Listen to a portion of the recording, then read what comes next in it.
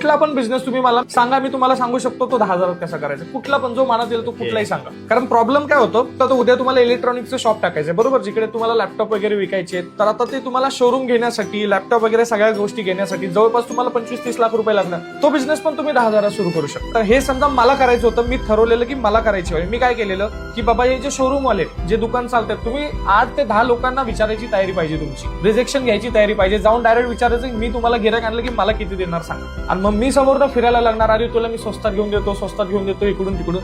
असं केलं तरी तुम्हाला येणार आहे. इव्हन मी तुम्हाला सांगतो, माझा एक भाऊ आहे, आता तो अमेरिकेला गेलाय शिकायला. त्याला पण मी सेम बोललो, तू विचार, तो कॉलेजला होता तू बोलत होता की मी एकदा पैसे कमवतो आणि बिझनेस स्टार्ट करतो.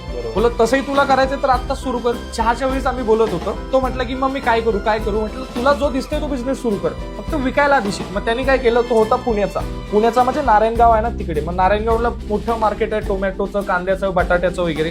मग त्यांनी पहिले वडापावले पकडले मुंबईमध्ये. वडापावल्याला बोलला मी तुम्हाला कांदा देईन आणि बटाटा देईन, तुम्हाला मार्केट रेट पेक्षा कमी देईन, इथले इथे देईन, थोडा माझा घेऊन बघा. मग हळूहळू त्याला 5-6 वडापावले मिळाले. परत मग तो म्हणला अरे वडापावले कशाला, आपण हॉटेलवाले पण पकडू. मग हॉटेलवाले पकडायला सुरुवात केली. नंतर त्यांनी 4,000 भाड्याचा गाळा पण घेतला मटेरियल ठेवायला. मग हळूहळू तो डायरेक्ट टेम्पो मागवायला लागला. एका दिवसात टेम्पो यायचा, 2 तासात टेम्पो खाली करून जायचा. एका किलो मागे फक्त 2-2 रुपये काढायचा. पण त्याचा 800-800, 1000 किलो रोजचा जायला लागला. काही पैसे नाही लागले त्याला. त्यांनी फक्त जाऊन बोललं, समोरची ऑर्डर घेतली, तिकडून बटाटे आणले आणि सुरू केलं. म्हणजे 1-2 हजारामध्ये तुमचा धंदा सुरू होऊ शकतो, जर तुम्ही करायचं म्हटलं तर.